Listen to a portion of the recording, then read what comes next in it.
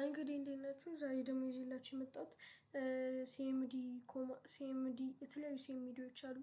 ከነዛ ሲኤምዲ ኮማንድ መካከል ዲአይአር ምናምን ፋይልን ክሬት ለማድረግ በጣም ብዙ እንትኖች አሉ። ዛሬ እንግዲህ የምናየው በዛሬ ቆይታችን እንግዲህ የምናየው ሲኤምዲ የተባለው ኮማንድ ምን ምን አሉት፣ ለምንስ ይጠቅማል የሚለውን ነው። በመጀመሪያ ሲኤምዲ ማለት ዊንዶውስ ላይ ያለ አሁን ለምሳሌ ፋይል ክሬት ለማድረግ ብንል፣ የተለያዩ ሂስትሪዎችን ለማውጣት ብንል፣ ብቻ ለብዙ ነገሮች ይጠቅሙናል።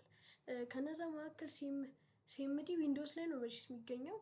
ሲኤምዲ ዊንዶ ፕላስ አር ስነኩ ሲኤምዲ ይመጣላችኋል ማለት ነው። ከዛ ሲኤምዲ ካላችሁ በኋላ ሲኤምዲ ላይ የተለያዩ አሁን ለምሳሌ እኔ ፋይል ክሬት ማድረግ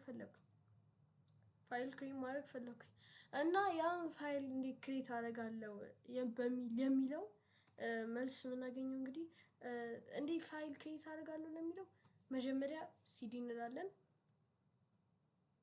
ከዛም ሲዲ ካልን በኋላ የምንፈልገው የፋይላችንን ስም እንጽፋለን ማለት ነው።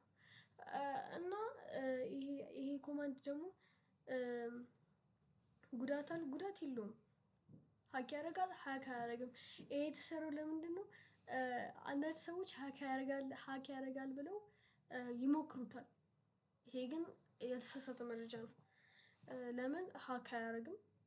እና የተዘጋጀው ለዊንዶውስ ነው። ሲጀመር ዊንዶውስ ላይ ሃኪንግ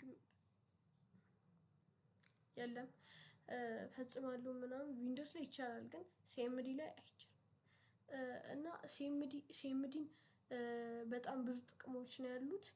ጥቅሞቹ ደግሞ በቀጣይ ቪዲዮ እንሰራላችኋለን። እና እንዴት ፋይል ክሬት እንደምናደርግ